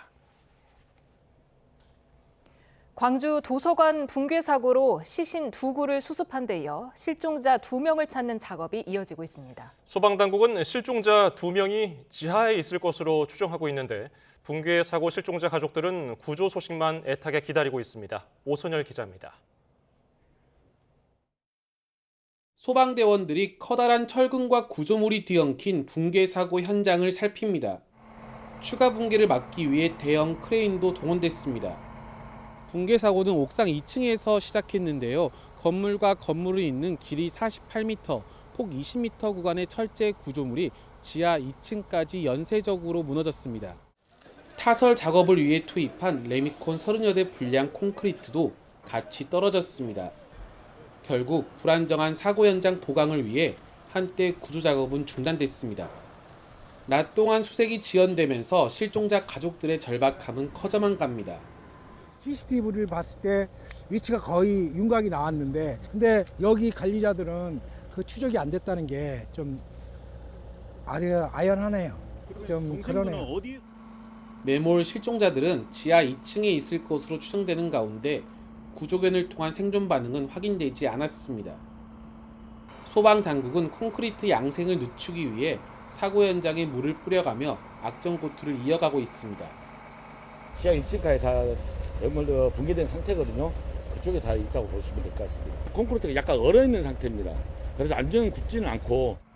수색 중단과 기상 악화로 골든타임이 흘러가는 사이 실종자 가족들은 현장을 떠나지 못한 채 구조 소식만을 간절히 바라고 있습니다. YTN 오선일입니다. 이재명 대통령은 국토교통부 산하 인천공항공사 업무보고에서 외화 불법 반출 문제와 이집트 공항 개발 사업에 대한 답변을 들으며 사장을 강하게 질타했습니다. 질문에 명료한 답을 내놓지 않는다면서 자신보다도 모르는 것 같다고 했는데 전임 윤석열 정부 때 임명된 사장이었습니다. 들어보시죠. 외환 불법 반출에 대해서 어떻게 하고 있냐 이거 묻잖아요. 제대로 하느냐. 예, 별로 관심 없어 보이는데 지금 보니까 자꾸 $100짜리 한 묶음씩 그 책갈피에 끼워서 가져가는 게 가능하냐 그 말이잖아요. 그거 안 걸리고. 예, 이번에도 저희가 검색을 해갔고요. 그래서 그것이 적발이 돼갖고 세관으로 넘겨. 참 말이 기십니다. 가능하냐 안 하냐 묻는데 자꾸 옆으로 세요. 그건 제가 실무적인 거라서 정확히는 모르겠습니다. 3년씩이나 됐는데 업무 파악을 그렇게 정확하게 못하고 계신 것 같은 느낌이 드네요. 이집트의 공항 개발 사업 추진 현황 여기 있는데 현재 사업 진척 정도가 어느 정도예요? 지금 구체적으로 저희하고 이집트 당국하고 계약할 정도의 단계가 아니기 때문에 저보다도 아는 게 없는 것 같네요. 써져 있는 거 말고는 아는 게 하나도 없네요 보니까. 카이로 공항 됐습니다. 원달러 환율이 고공행진을 이어가고 수입 물가가 오르면서 수입 원재료에 의존하는 업종의 부담이 커지고 있습니다. 특히 커피 원두부터 밀가루, 버터, 설탕까지 많은 원료를 해외에서 들여오는 품목들이 직격탄을 맞았습니다. 오동건 기자입니다. 와인 수입 업체와 커피숍을 운영하는 김수아 씨. 최근 원달러 환율이 급등하며 어려움을 겪고 있습니다. 10,000원이라고 했을 때 15% 정도 인상이 된 원가 11,500원 정도라고 보시면 그게 이제 소비자가로 그대로 반영이 될 수 있는 상황이 아니거든요. 수입 주류뿐 아니라 원재료를 해외에서 들여오는 업체들은 모두 고환율의 부담 아래에 있습니다. 특히 우리나라에서 사용하고 있는 이 커피 원두는 100% 수입산입니다. 한 해 20만 톤 넘게 들여오고 있는데 환율 반등의 영향을 크게 받고 있습니다. 아라비카 원두의 국제 가격은 이미 1년 전보다 46% 뛰었습니다. 환율 상승까지 더하면 실제 원두 비용 상승 체감은 훨씬 커지는 셈입니다. 과자와 빵, 면 등에 쓰이는 밀가루도 거의 전량을 해외에서 들여옵니다. 우리나라 밀 자급률은 2%에도 미치지 못합니다. 정부가 자급률을 5%까지 높이겠다는 목표를 세웠지만 달성이 쉽지 않아 대부분을 수입에 여전히 의존하는 구조가 이어지고 있습니다. 폭등했던 국제 밀 가격이 하락해 5년 전 수준을 회복했음에도 고환율의 가격 하락 효과는 상쇄되고 있습니다. 버터와 설탕 등 베이커리 핵심 원료 역시 대부분 수입산입니다. 가공식품 주요 원재료인 설탕, 버터 등은 거의 전량 수입에 의존하고 이들을 달러로 구매해야 되기 때문에 식품 물가 상승을 자극하는 원인이 될 수 있습니다. 식품 원료는 대량 구매 후 재고가 소진되면 새로 들여오는 구조라 향후 가격 인상이 한꺼번에 현실화될 가능성이 큰 상황. 고환율발 비용 부담이 결국 가공식품과 외식 가격 상승으로 이어질 수 있다는 우려가 커지고 있습니다. YTN 오동건입니다. 정부가 내수 개선과 수출 호조를 중심으로 경기가 회복하고 있다는 판단을 유지했습니다. 기재부는 경제동향 12월호에서 최근 우리 경제는 소비 등 내수 개선과 반도체 중심 수출 호조 등으로 경기가 회복 흐름을 보이면서 상반기 부진에서 벗어나는 모습이라고 밝혔습니다. 다만 취약 부문 중심 고용 애로가 지속되고 있다면서 건설 투자 회복 속도와 미국 관세 부과 영향 등 불확실성이 상존한다고 덧붙였습니다. 정부가 보안 사고가 반복되는 기업에 매출액 3% 이하에 해당하는 징벌적 과징금을 매기는 방안을 내년 상반기 중에 추진하기로 했습니다. 과기부는 보안에 소홀한 기업을 일벌 백계하겠다는 내용을 담은 사이버 보안 강화 정책을 발표했습니다. 또 사이버 침해 사고 지연 신고 과태료를 현행 3천만 원에서 5천만 원으로 올리는 방안과 재발 방지책을 이행하지 않을 경우 강제금을 부과하는 방안도 추진합니다. 대규모 정보 유출 사태 이후 회원 탈퇴, 해지 절차가 복잡하다는 지적이 이어지자 쿠팡이 유료 멤버십인 와우 멤버십 해지 절차를 2단계로 간소화했습니다. 해지 신청을 하려는 고객은 마이 쿠팡 페이지 설정에서 와우 멤버십 해지하기와 해지 신청 완료하기 2단계만 거치면 됩니다. 앞서 쿠팡은 회원 탈퇴 절차도 기존 6단계에서 4단계로 줄였습니다. 쿠팡의 대규모 개인정보 유출 사태 이후 무단 결제나 스미싱 피해 우려가 커지고 있습니다. 최근에는 비밀번호를 뚫기 위해 인공지능 기술까지 활용되고 있어서 소비자 입장에서는 과연 내 계정은 안전할까 불안감이 커지고 있습니다. 박기환 기자입니다. 3천만 명의 정보가 유출된 쿠팡 사태 이후 YTN은 2차 피해를 의심하는 제보가 빗발쳤습니다. 저희가 의심할 수밖에 없는 게 수년간 쿠팡을 썼는데 이런 일이 없다가 시기가 절묘하게 떨어지지 않습니까? 이걸 보고 당황해가지고 입금한다거나 이걸 보고 놀라시는 분들이 계실 것 같아요. 이제 시작이구나라는 느낌 받아서. 하지만 2차 피해에 활용된 개인정보가 이번 쿠팡 유출에서 시작됐다는 확증은 없습니다. 이미 다크웹 등 음지에서 거래되는 개인정보만 수십억 건에 달하는 상황. 당장 유통되고 있는 내 정보가 언제 어디서 유출돼 악용되는 건지 구별하기조차 불가능합니다. 수십억 건 이상 추정된다라고 했는데도 사실 그것도 빙산의 일각일 수 있고 전 세계 모든 이용자의 개인정보 중에 한 건 이상은 유출됐었을 가능성을 얘기해도 뭐 절대 과언이 아닐 정도일 것이다. 피해를 키우는 건 여러 플랫폼에서 같은 아이디와 비밀번호를 쓰는 습관이었습니다.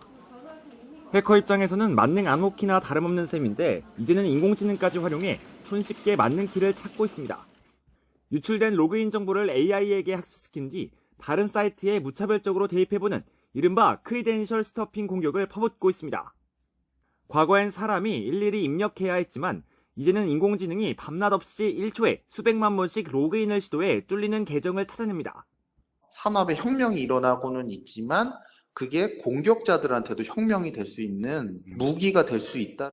사람이 개입 없이 AI 스스로 공격을 할 수 있는 세상이 오고 있을 거예요.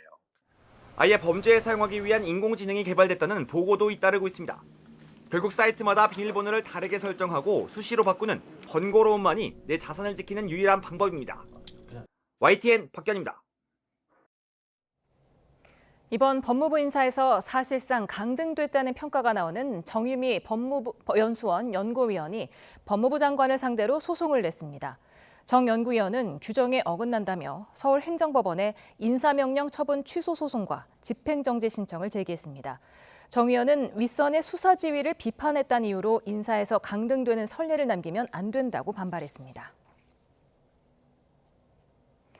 국회에서는 필리버스터 전국이 계속되고 있습니다. 국민의힘이 악법 저지를 외치며 무제한 토론에 나섰기 때문인데요.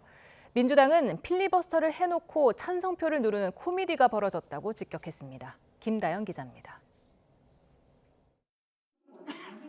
하급심 판결문 공개 범위를 확대하는 내용의 형사소송법 개정안을 두고 여야는 24시간을 꽉 채워 싸웠습니다. 내란전단재판부 법왜곡죄 다 연결되는 키워드들입니다.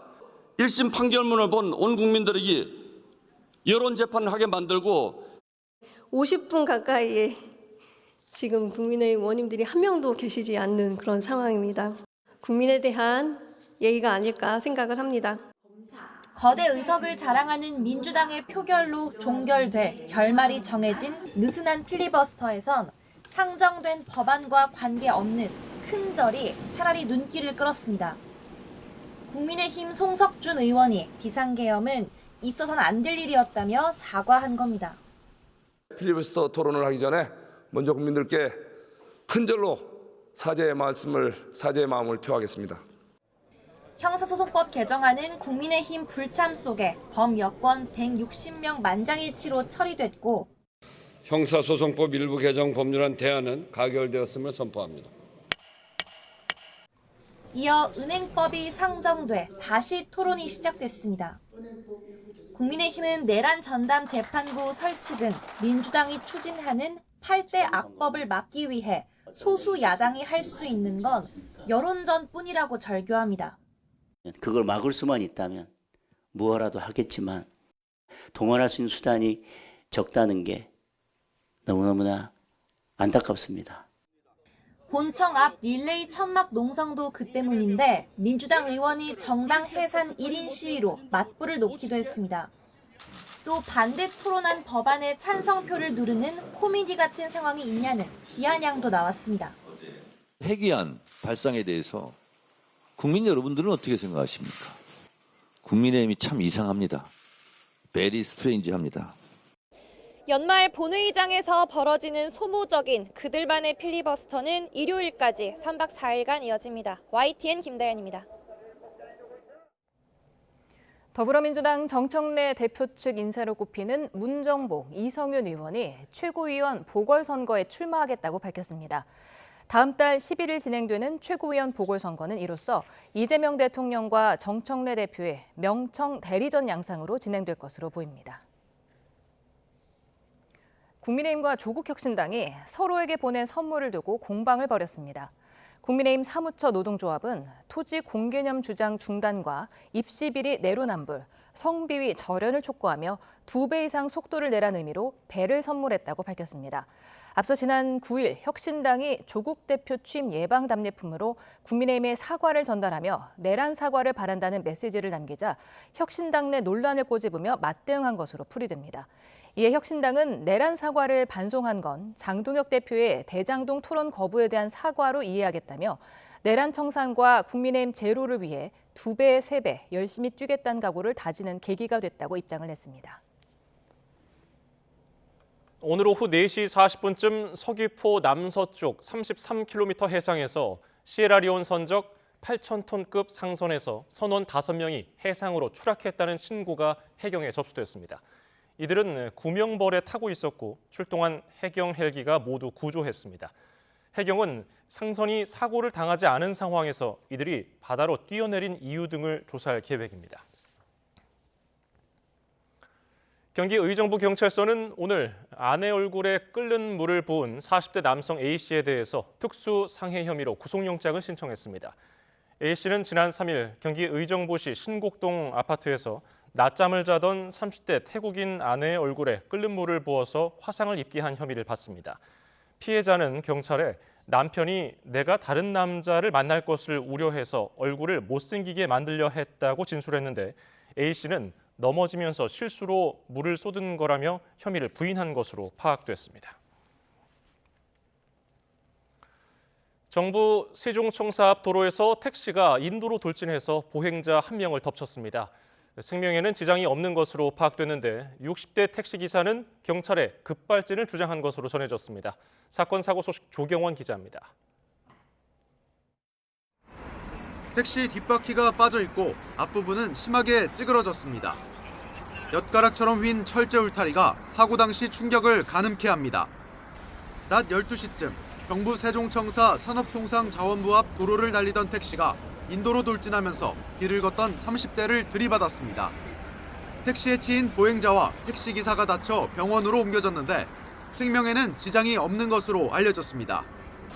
택시기사는 경찰에 급발진을 주장한 것으로 전해진 가운데 경찰은 정확한 사고 경위를 조사하고 있습니다.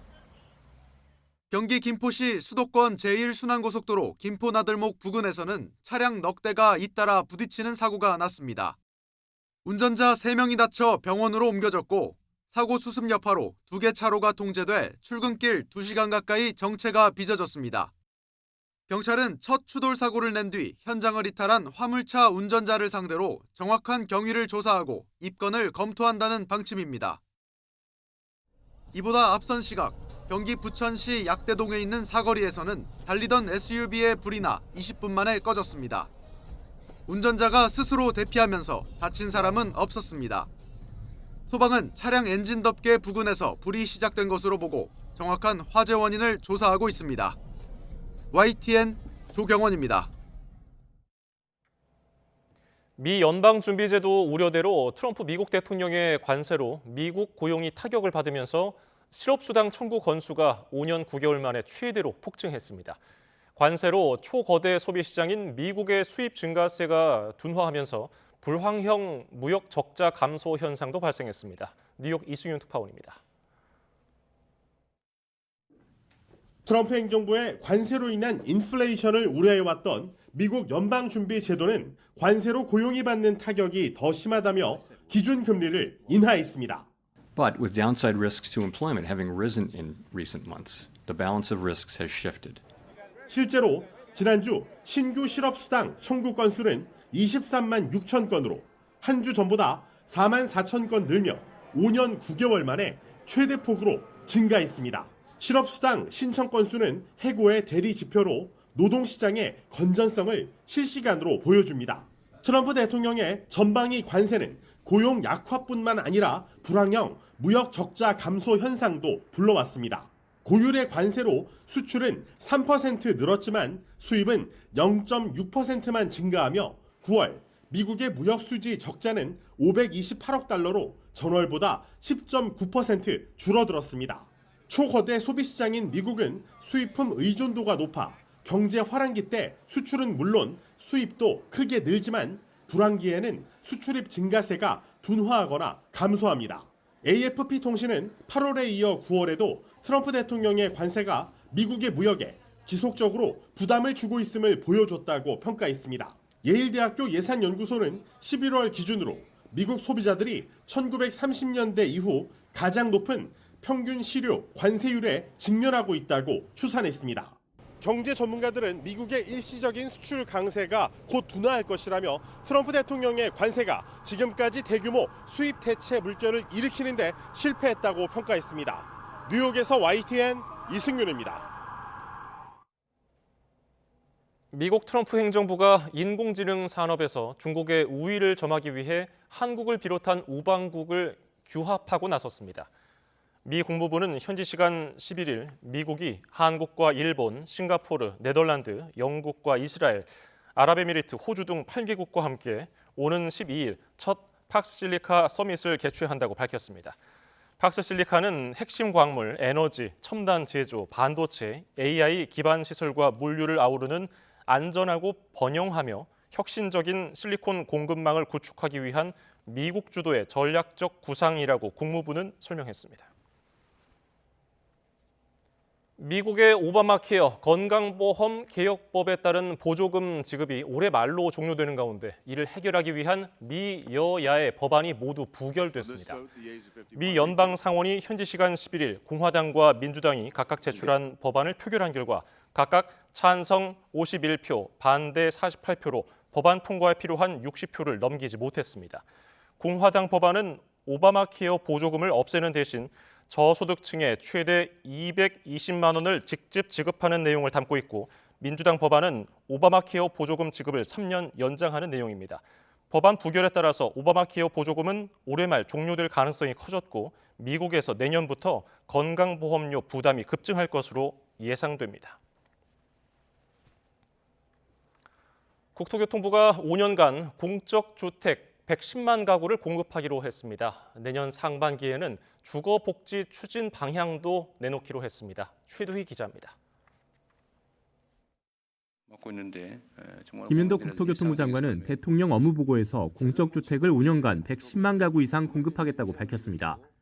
공적주택은 110만 원을 확실히 공급해 주거 사다리를 다시 세우겠습니다. 이는 이재명 정부 국정과제 중 하나로 97주택 공급 대책에서 발표한 대로 한국토지주택공사 LH 주도로 추진될 예정입니다. 다만 LH 인력 부족 등의 문제로 인해 목표를 달성할 수 있을지 미지수입니다. 김 장관은 100명 규모로 인력 재배치를 했지만 부족한 점이 있다며 충원 필요성이 있다고 설명했고, 이재명 대통령은 기간제 등 유연한 방식으로 인력을 확보하라고 지시했습니다. 수도권 공공택지의 경우 내년에 2만 9천 가구를 분양하고 5만 가구 이상 착공에 들어갈 예정입니다. 인천 계양을 시작으로 3기 신도시 입주도 본격화합니다. 이에 더해 국토부는 도심주택 공급 확대 방안도 내놨습니다. 유휴 부지 등을 활용해 추가로 3만 5천 가구 이상을 착공하고 용적률도 법정 상한인 140%까지 높이겠다는 각오입니다. 도심 유휴 공간을 활용하고 민간 정비 사업도 활성화해서 도심 공급을 확대하겠습니다. 내년 상반기에는 이재명 정부 주거복지 추진 방향에 대해 발표하기로 했습니다. 지방 살리기 차원에서 오는 2027년에는 공공기관 2차 이전도 추진하고 한국철도공사, SR 통합도 추진할 예정입니다. YTN 최두입니다.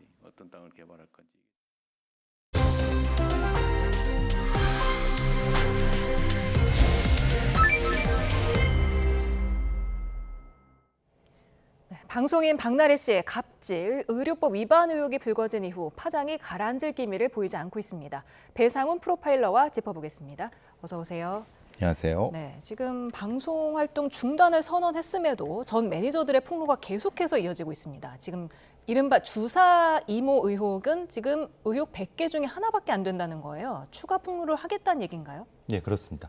아마 전 매니저라는 분들이 아마 그 박나래 씨가 전국적인 방송 활동을 하면서 여러 그런 일이 있다는 것을 암시하는 얘기를 많이 하는 것 같습니다. 그러니까 실제로 그건 그런지는 모릅니다. 왜냐하면 전 매니저분은 본인의 어떤 소송 이런 거에 유리한 어떤 고지를 점령하기 위해서 하는 걸 수도 있고 여러 가지 가능성이 있거든요. 그러니까 지금은 사실은 감정 싸움 단계에서 더 나가지 못하는 단계가 지금 단계 같습니다. 예. 그런데 박나래 씨가 지난 8일에 활동 중단 선언하면서 전 매니저들과 오해를 풀었다고 했는데 그날 그 해당 매니저들이 고소장을 제출했더라고요. 그러니까 이제 새벽 3시에 만나서 6시에 3시간 동안 얘기했다. 예. 그리고 나온 결과는 박나래 씨는 풀었다라고 하는데 그러면 푸는 결과가 뭐냐라고 내놓으려고 했더니 그 내용은 얘기한 것과 다르다.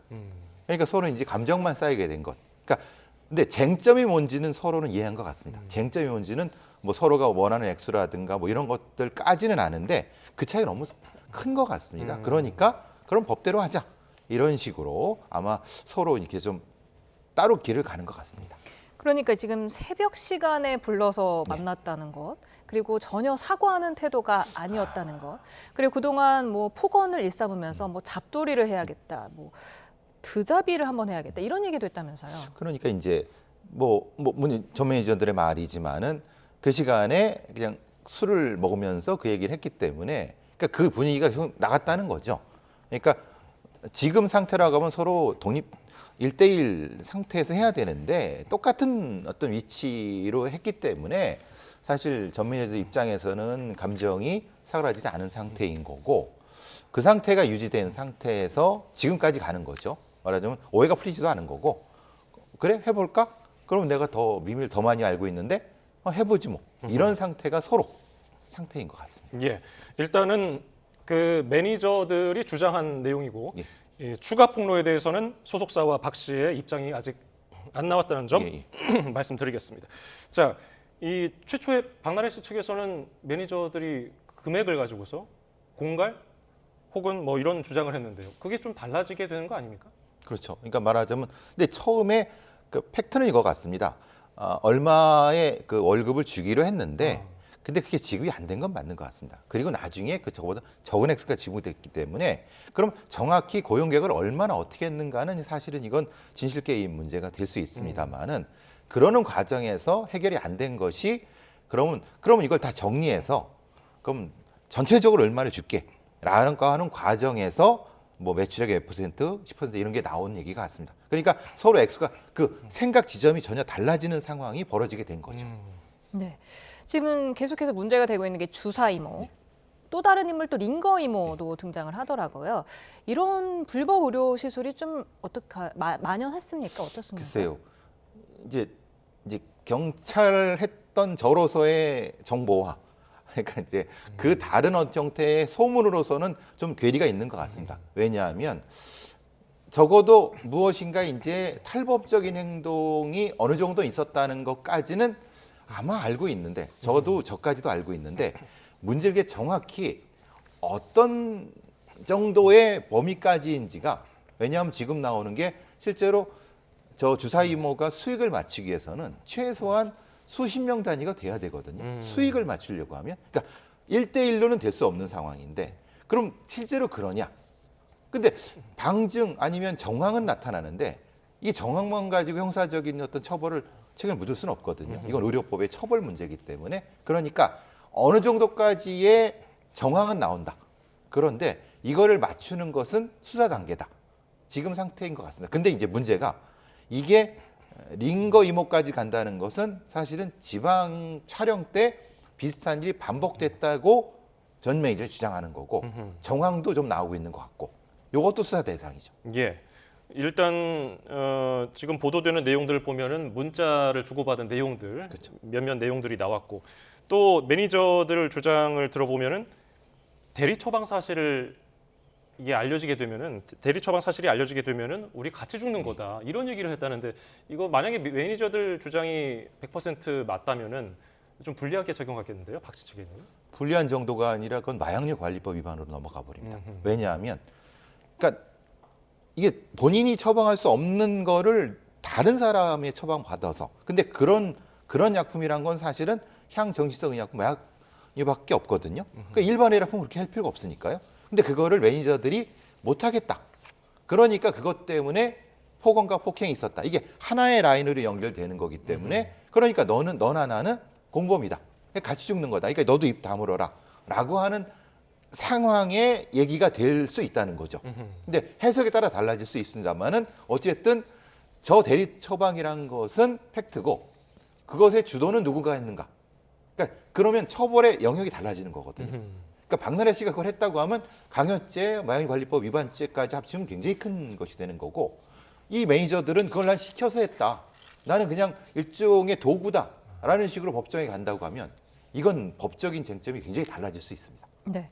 사실 박나래 씨가 이 주사 이모에 대해서 의사가 아닌 것 같은데 또 의사인 것 같기도 하다면서 좀 애매모호한 반응을 보이는데, 이건 정말 모른다고 쳐도 사실 대리 처방 사실을 모르긴 쉽진 않잖아요. 왜냐하면 본인이 처방했으면 그 병원에 CCTV가 있고 근거가 있으니까 그것만 얘기하면 된다. 알리바이는 딱 성립이 될 수 있거든요. 그러니까 진술을 한 것 같기도 하고 아닌 것 같기도 하고, 그러니까 그런 것 같기도 이렇게 얘기하는 것인 것 같습니다만은, 글쎄요, 명확한 것은 그 지금 나오는 A 씨라는 분은 한국에서 의료행위를 하면 안 되는 분은 명확한 겁니다. 그거는 왜냐하면 의협에서도 확인한 바기 때문에. 그러면 그 다음에 거기서 나오는 어떤 약물은 어디서 났느냐, 이게 지금 입증이 돼야 되겠죠. 지금 전 매니저들 주장만 계속 보도가 되고 있는 상황이고, 소속사와 박 씨 입장이 나오지 않았기 때문에 계속해서 논란이 확산되는 측면도 있는 것 같은 게요. 연예 기자 출신 유튜버가 또 어떤 논란을 이제 키우고 있습니다. 제2의 전청조가 주사 이모라면서 이게 모든 뭐 이력, 얼굴 이런 걸 다 바꿔치기 했다는 거예요. 이런 의혹은 어떻게 봐야 됩니까? 그러니까 충분히 개연성은 있습니다. 그러니까 그 사람이 그렇다는 건 아니라, 저도 이게 다른 사건 수사하면서 이런 경우가 있습니다.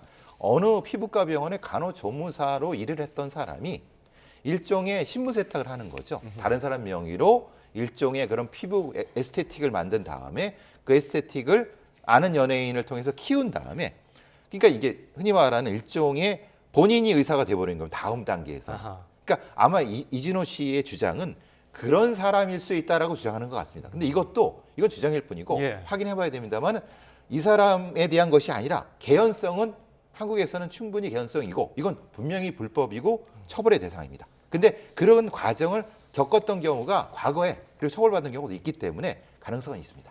네.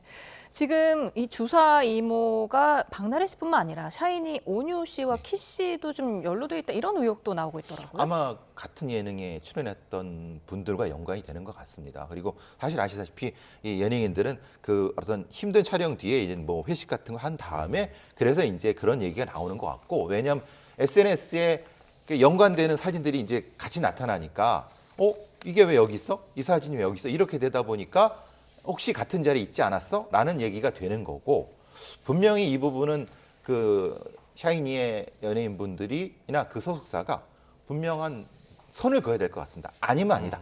그리고 정확히 이 부분이다. 왜냐하면 이게 굉장히 저분들한테 치명적일 수 있는 부분이거든요.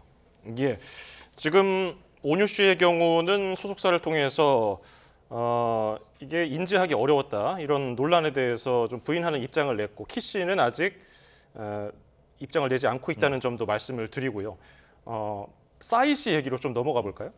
지금 강제 수사를 받았습니다. 압수수색까지 뭐 차량과 뭐 사무실에 대해서 받고 있는데 이게 어떤 내용입니까? 과정을 하면 이런 겁니다. 이게 대리 처방이냐 대리 수령이냐 이게 좀 다른 겁니다. 왜냐하면 대리 처방도 이제 비대면 처방이 있을 수 있는 거죠. 직접 가서 의사의 진료를 받고 처방전을 받고 약을 수령해야 되는 게 정상이죠. 모두 그렇게 하죠. 근데 싸이 씨는 그게 아니라 전화로 했다. 그러니까 비대면이다. 그러니까 대리는 아니다라는 겁니다. 근데 여기도 문제가 있을 수 있죠. 왜냐하면 사실 전화로 이걸 진료할 수가 있나? 이건 사실 굉장히 논란이 될 수 있는 부분인데, 그러니까 대리 처방은 아니고 대리 수령일 뿐이다라는 겁니다. 즉 약물을 대신 받아왔을 뿐이다. 근데 문제도 그 약물의 종류에 따라서 대리 수령이 안 되는 부분이 있습니다. 왜냐하면 향증성 의약품 같은 경우 마약류 관련 부분은 안 됩니다. 본인이 아니면 아주 특별한 경우에 본인이 운신을 못하거나 이런, 그러니까 이 경우가 다 걸려 있기 때문에 경찰에서는 차의 블랙박스와 그 집에서의 사무실의 블랙박스라든가 CCTV를 다 해갖고 동선을 맞춰갖고 그 시간대에 있었느냐 없었느냐, 그러니까 본인의 주장이 맞느냐 틀리느냐 계속 맞추고 있는 겁니다. 지금 그 대학병원 교수도 피의자 신분으로 입건이 됐는데, 그렇죠. 그 교수가 비대면으로 진료했다면서 혐의를 부인하고 있지만 어쨌든 이 의약품에 대해서는 비대면 진료가 법적으로 불가능하다는 거잖아요. 그렇죠. 하면 안 되는 거죠. 왜냐하면 그러니까 이거를 잘못 썼을 때 그 환자가 굉장히 위험해질 수도 있기 때문에 분명한 거는 직접 진료를 하고 처방을 해야 되는데 어쩔 수 없이 그걸 했다라고 주장하는 것 같습니다.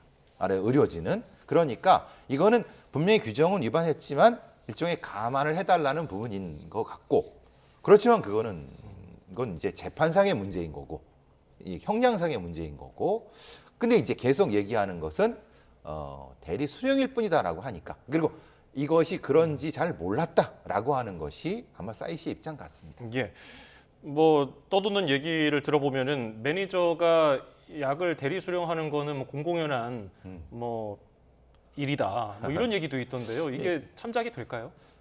이제 관례라고 해서 법을 어기면 안 되죠. 그런데 이건 판사님이 결정할 문제입니다. 그러니까 법을 어겼으니까 형량엔 감안이 될 수 있을 거라고 생각합니다. 예를 들면은 선고유예라든가 아니면 벌금형이라든가. 그렇지만은 명확한 건 우리 연예인분들이 알아야 되는 건 아무리 힘들다 하더라도 힘든 영역이 하더라도 대리 수령도 안 되는 겁니다. 왜냐하면 그것이 다른 사람을 통해 갔을 때 마약류가 다른 사람 통하면 이건 굉장히 위험해질 수 있기 때문에, 근데 이제 그건 이제 일반인의 저 같은 사람 얘기고 형량 판단은 판사님이 하실 겁니다. 네. 사실 연예인들은 이제 뭐 병원에 가는 순간부터 자신의 병이 노출되는 거나 마찬가지이기 때문에 이런 유혹에 쉽게 빠질 것 같거든요. 어떻게 해야 됩니까? 그러니까 이제 보통 이제 그 미국 같은 경우 연예인들이 아예 의사를 고용해서, 그러니까 아주 그 유명한 연예인들은 의사를 고용한다기보다 협업을 내줘갖고 아예 병원을 사버리는 경우죠. 그러니까 그런 경우도 있고. 그러니까 그런데 이제 우리 연예인들 같은 경우는 그 소속사가 전문 병원을 지정해서 시간대를 비우는 방식이라든가 여러 가지 그런 방식으로 좀 하는 것도 감안을 해봐야 되는데, 사실 드러나면은 본인의 어떤 병 같은 경우가 바로 언론에 나타나니까 분명히 어려운 점은 있을 것 같습니다만은, 근데 현행법은 그렇게 하면 안 됩니다. 예, 싸이 씨 측에서는 만성적인 수면장애 진단을 받고서 의료진 처방에 따라서 수면제를 복용했고 향정신성 의약품을 대리 처방한 적이 없었다는 입장을 냈다는 점까지 말씀드리고요. 다음 주제로 살펴보죠. 김동성 씨, 쇼트트랙 국가대표를 했던 김동성 씨 얘기인데, 이게 두 자녀에 대한 양육비 미지급 문제로 1심에서 실형이 선고됐거든요. 이게 검찰 구형이 징역 4개월이었는데 판사는 징역 6개월을 선고했습니다. 이거 어떻게 보셨습니까? 그러니까 사실 양육비 문제가 배드파더스 말씀 여러 가지 하면서 이 형량을 상당히 법원 측은 단기 자유형을 웬만하면 선고하지 않게 되어 있습니다. 왜냐하면 징역 3, 4개월, 6개월 같은 경우는 일종의 범죄 예방 효과가 거의 없습니다. 그런데도 왜 저런 형량이 돼야 되냐면 돈을 내라는 겁니다. 그러니까 본인의 유전자를 가진 자식인데 왜 돈을 안 내느냐. 그러니까 일종의 그것을 강제하기 위한 법이거든요. 그런데 그럼에도 불구하고 김동성 씨는 여러 변명을 하고 안 냈다는 겁니다. 그게 반복됐다는 거예요. 그러니까 판사님이 보시기도 이건 너무 일종의 괘씸하다. 그러니까 형량을 올린다. 대신 법정 구속을 안 한 이유는 돈을 내라. 마지막 기회다. 이게 판사님의 중요한 어떤 주장이신 것 같습니다. 네, 김동성 씨 부부가 영화 11도 혹한에도 자신들이 건설 현장으로 가서 양육비를 벌기 위해 노력하고 있다 이런 모습을 공개하기도 했었는데 측근이 엄벌 탄원서를 제출했습니다. 그 이유가 실제로는 높은 소득을 자랑하면서 현 배우자와의 사이에서 난 자녀를 수차례 해외 연수까지 보냈다는 거예요. 이유가 있죠. 왜냐하면 그 체육계 코치들은 자기 명의가 아닌 다른 명의로 여러 가지 흔히 말하는 수익 활동을 하는 경우는 종종 많이 합니다. 그러니까 실제로는 김동성 씨 명의의 수익이 발생하는 걸 법적으로 카운트할 수가 없습니다. 그런데 실제로는 막대한 수익이 되는 거죠. 그러니까 그거를 지인이란 분이 저렇게 부도덕하다라고 주장하면서 저렇게 하면 안 된다라고 한 거죠. 근데 실제로 김동성 씨가 실제로 그런지 모르겠습니다. 이제 일부 그런 게 있는 것 같은데요.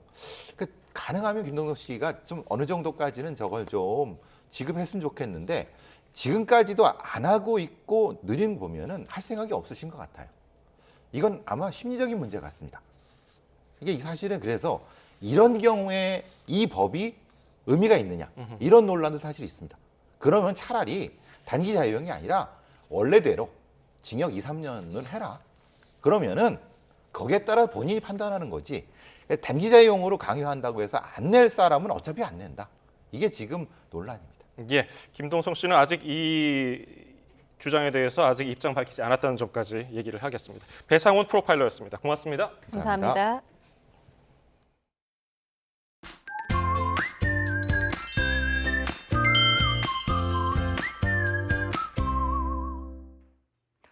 주말인 내일은 전국 곳곳에 눈비가 내리겠습니다. 특히 중부지방을 중심으로 많은 눈이 예상되는데요. 눈비는 내일 아침 중부 서해안을 시작으로 점차 그 밖에 전국으로 확대하겠습니다.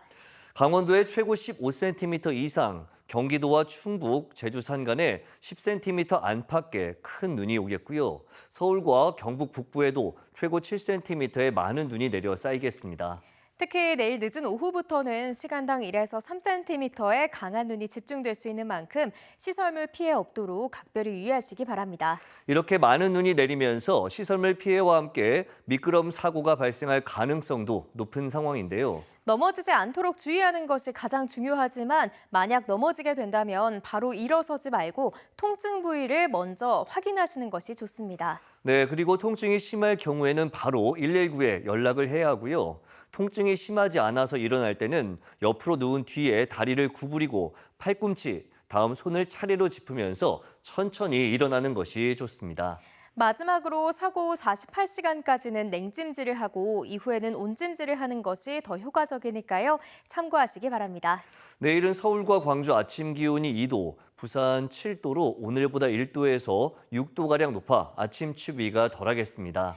낮 기온은 서울 3도, 대전 8도, 대구는 10도 등 눈비가 먼저 시작되는 중서부 지역은 오늘보다 2에서 4도가량 낮아지겠고 그 밖의 지역은 조금 높겠습니다. 충청과 호남, 제주도를 중심으로는 휴일에도 눈비가 이어질 전망입니다. 날씨 캔버스의 김수연, 윤수빈이었습니다. 오늘 뉴스플러스는 여기까지입니다. 시청해주신 여러분 고맙습니다.